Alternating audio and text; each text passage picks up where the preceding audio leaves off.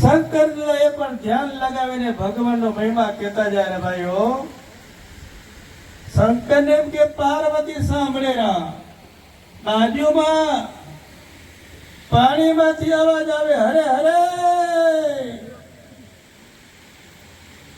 શંકરને કે પાર્વતી સાંભળે. એમ કરતા કરતા મહિમા કહેવાય ગયો. ભગવાન સ્વામિનારાયણ ધર્મ ભક્તિને ઘેર પ્રગટ થયા ત્યારે શંકર કૈલાસ પર્વત ઉપરથી આવ્યા પરમારાવો. તેનું ધ્યાન ધરે છે અમે શિવજી શોભે છે. શંકર દાદા મૂર્તિ હૃદય ઉતારીને કૈલાસમાં ગયા. કૈલાસમાં ગયા અને ધ્યાન લગાવ્યો. એવું ધ્યાન લગાવ્યું ભગવાનની મૂર્તિ આર પાર આમ જોતા જાય, દેખતા જાય. શંકર દાદાને હૃદયમાં ઠંડુ ઠંડુ થઈ ગયું. ઘણો સમય થઈ ગયો. માતા પાર્વતી કે છે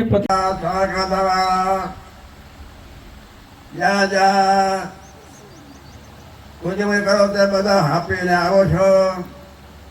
અને ત્યાં જો તો ખરા ત્યાં મહારાજે આવ્યા.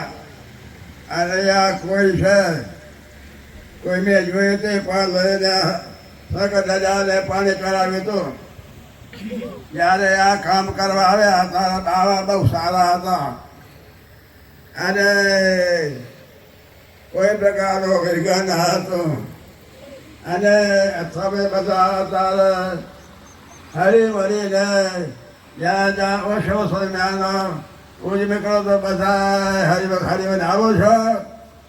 આપણામાં એકતા છે, અદેખા નથી, ઈર્ષા નથી, ક્રોધ નથી. બધા શત્રુ ભગવાને પ્રતાપે નાશ થઈ ગયા છે.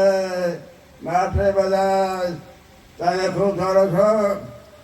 શ્રીજી મહારાજ જયારે પંચાળમાં રાસ રમ્યો અહીંયા પણ અત્યારે ગાયા અને પાવનાનું કીર્તન પણ ગાયું. તમે બધા કીર્તનિયા છો.